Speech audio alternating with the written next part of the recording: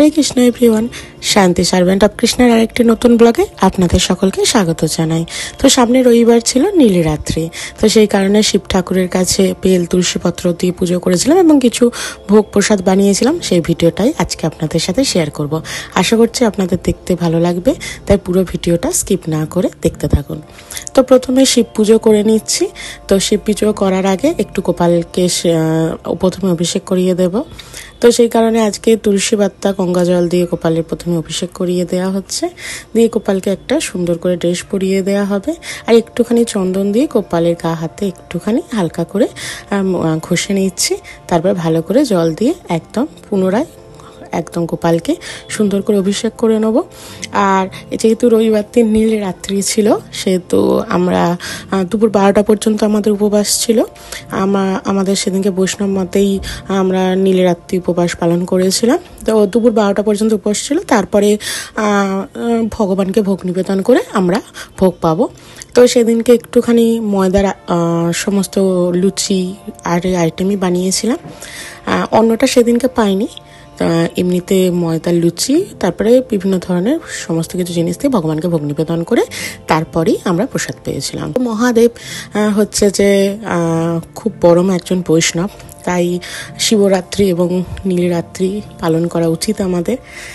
তো সেই রকমভাবেই মহাদেবকে একটা পাত্রে রেখে তার ঘি, মধু, দই দিয়ে প্রথমে অভিষেক করিয়ে দিয়েছি। দিয়ে হালকা হাতে একটুখানি মহাদেবকে লাগিয়ে দিচ্ছি। তারপরে দুধ, ডাবের জল, অক্রুর, মধু সমস্ত কিছু দিয়ে সেদিনকে আমরা ভগবানকে মানে শ্রী মহাদেবকে অভিষেক করিয়েছিলাম। তো হালকা করে একদম আমি প্রথমে আসলে একটা থালাতে দুধ, মধু সমস্ত কিছু দিয়ে অভিষেক করে তারপরে ভালো গঙ্গা জল, ডাবের জল এবং নর্মাল জল দিয়ে ভালো করে অভিষেক করিয়ে তারপর চন্দন শিব ঠাকুরের মাথায় আরে লাগিয়ে দেবো। তো সেই রকম প্রথমে একদম ঘি, মধু আর সমস্ত কিছু দিয়ে অভিষেক করিয়ে দিয়েছি। দিয়ে গঙ্গা জল দিয়ে একদম স্নান করিয়ে মহাদেবকে এবার মহাদেবের যে বাটিটা থাকে, যেখানে মহাদেব থাকে, সেটার মধ্যে বসিয়ে প্রথমে দিয়েছি পইতে। তারপরে এখানে চন্দন বেটে নিয়েছিলাম। আমার কাছে সাদা চন্দনটাই ছিল, তো সাদা চন্দনটা দিয়ে পুরো মহাদেবের কে ভালো করে সে মাখিয়ে দিচ্ছিলাম। আর নর্মালি দুপুর বেলাতেই যেহেতু আমরা প্রসাদ পাবো, সেহেতু আমি সকাল সকাল করেই একদম শিব ঠাকুরের মাথায় জল ঢেলে দিয়েছিলাম। তারপর একটা বেল আর মালা আর একটা কাঁটা ফল দিয়ে শিব ঠাকুরকে নিবেদন করেছিলাম। আর আমি প্রভু সবাই যেহেতু সেদিনকে 12টা পর্যন্ত উপোস করেছিলাম, সেহেতু দুজন মিলেই ভগবানের অভিষেক করেছিলাম। তো আমাদের যেহেতু শিব ঠাকুর পরম বৈষ্ণব, তাই দুজনে এবং সমস্ত প্রভু মাতাজিরাই এই উপবাসটা রাখেন। তো বেলপাতা দিয়ে দিয়েছি, দুজনে তিনটে করে বেলপাতা দিয়ে দিয়েছি, ধুতুরা ফুল দিয়ে দিয়েছি, আকন্ত ফুলের মালাও প্রথমে দিয়ে দিয়েছি, দেখেছেন। তারপরে ওপর থেকে একটু ফুল ভগবান শিব ঠাকুরের কাছে নিবেদন করে দিলাম। এবং শিব ঠাকুরের কাছে এটাই চাওয়া পাওয়া, যাতে আমরা ভগবানের শ্রীচরণে সারা জীবন থাকতে পারি এবং ভগবানের আশীর্বাদ প্রাপ্ত হতে পারি। এদিনকে এইরকম সাজানো হয়েছিল মন্দিরটাকে। এই দেখুন আমার ছোট কুবলু, আর ওপরে রাধা মাধব ছিল। তো এইরকমভাবে মন্দিরটাকে সাজানো হয়েছিল। আর এদিনকে খুব ভালো ভালো ফুল পাওয়া যাচ্ছিল, বেশ হলুদ হলুদ কালারের সূর্যমুখী টাইপের ফুল, ডালিয়া ফুল সমস্ত কিছু পাওয়া যাচ্ছিল। গরমকাল পড়ে গেছে, কিন্তু তবুও দেখলাম যে এখন ফুলটা পাওয়া যাচ্ছে। সেই কারণে প্রভু একদম বাজার থেকে সুন্দর একটু ফুল নিয়ে চলে এসেছিল। তো এই যে আমার ভগবান দর্শন করুন, আমার মন্দির দর্শন করুন, আর কেমন লাগছে অবশ্যই কমেন্ট করে জানাবেন। নিচেই আমার গুরু পরম্পরা আছে, আর সামনে গুরু মহারাজ আছে। তো এই মোটামুটি আমার মন্দির। তো সেদিনকে যেরকম ফুল পেয়েছিলাম সেরকম দিয়ে সাজিয়েছিলাম, আর গোপালকে একটা হলুদ কালারের ড্রেস পরিয়ে দিয়েছিলাম। দিয়ে প্রভু ওইদিকে তারপরে বাকি পুজোর সমস্ত কিছু কাজ করছিলেন, আর আমি চলে এসেছিলাম ভগবানের ভোগের রন্ধন করার জন্য। তো আজকে বানাচ্ছিলাম একটু আলুর দম। তো সেই কারণে আলুটাকে হালকা করে প্রেশার কুকারে সেদ্ধ করে নিয়ে ভেজে নিয়েছিলাম। এবার সর্ষের তেলে রান্নাটা করছি। তো সর্ষের তেলের মধ্যে গোটা জিরে, একটু হিং আর একটু শুকনো লঙ্কা দিয়ে ভালো করে একটা গ্রেভি বানানোর জন্য প্রথমে এইটা একটা ফোড়ন মতন দিয়ে দিলাম। আর জিরেই দিয়েছি যেহেতু আমি আলুর দমটা করবো। দিয়ে ভালো করে কষিয়ে নিলাম। আর আলুটাকে যেহেতু ভালোভাবে সেদ্ধ করে রেখেছিলাম, তাই হালকা করে ভেজে তুলে নিয়েছি। আর এই গরম তেলেতে অল্প করে একটু কাশ্মীরি লঙ্কা গুঁড়ো দিলাম। আপনারাও দিয়ে দেখতে পারেন, এতে প্রত্যেকটা সবজির টেস্ট খুব ভালো আসে। তবে বেশিক্ষণ রাখা যাবে না, সঙ্গে সঙ্গে একটু জল বা কিছু সবজি দিয়ে দিতে হবে।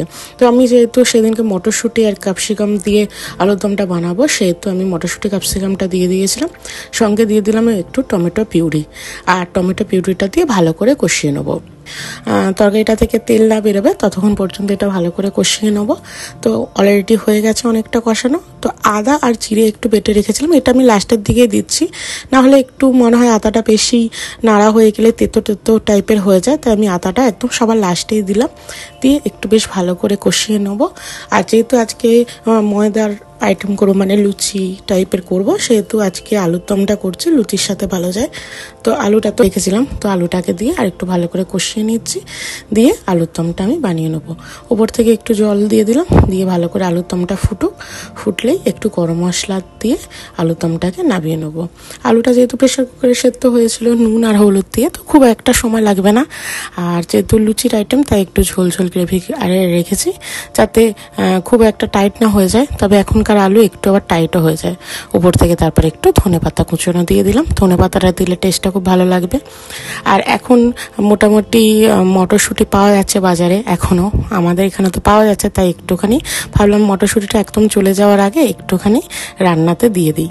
তো প্রভু যেহেতু মটরশুঁটি এনেছিল, তাই ভাবলাম মটরশুঁটি দিয়ে কাশ্মীরি আলুর দম টাইপের বানাই।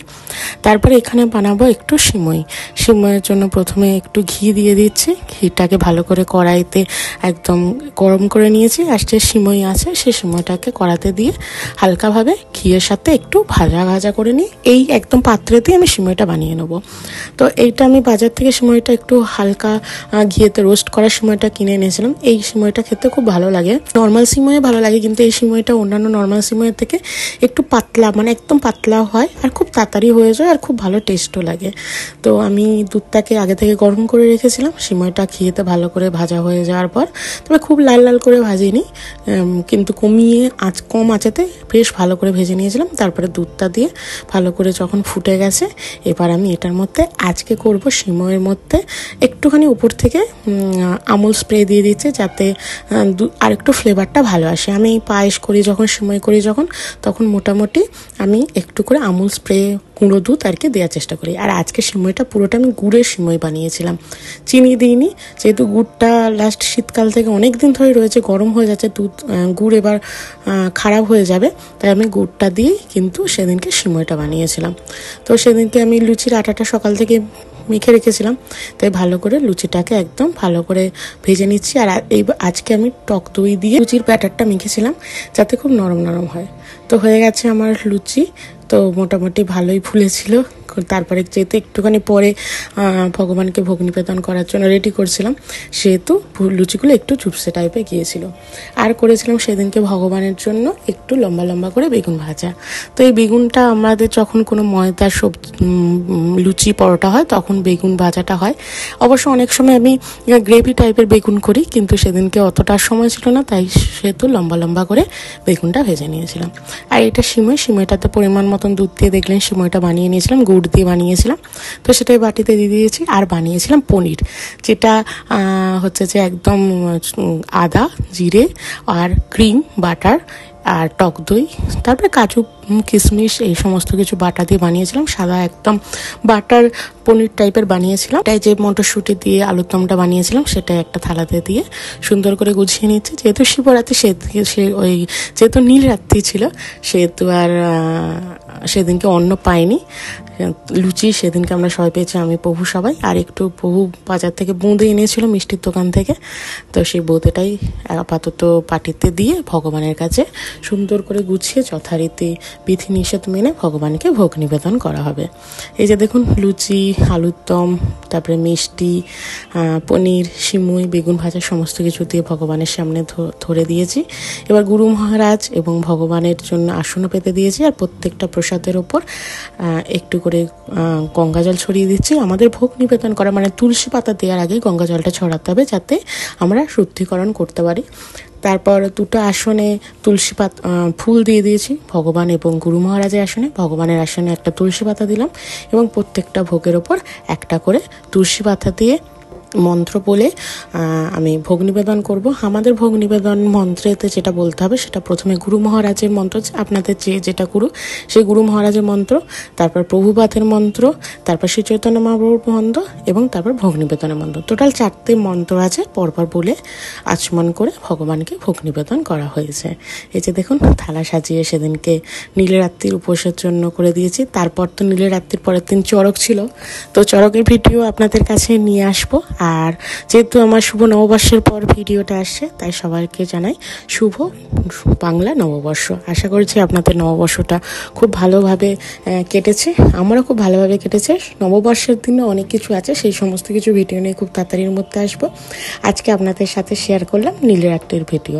আপনারা হয়তো অনেকেই নীলরাত্রি শিবরাত্রি করে থাকেন, অনেকে একদম পুরো শুকনো মানে নির্জলা উপোস করেন, কিন্তু আমাদের শিব ঠাকুরের মাথায় জল ঢেলে প্রসাদ পাওয়ার নিয়ম আছে, তাই আমরা সেই রকমভাবেই শিবরাত্রির দিনও করেছিলাম, যে শিবরাত্রির দিনও মাথায় জল ঢেলে আমরা দুপুর 12টার পর প্রসাদ পেয়েছিলাম এবং নীলরাত্রিতেও করলাম।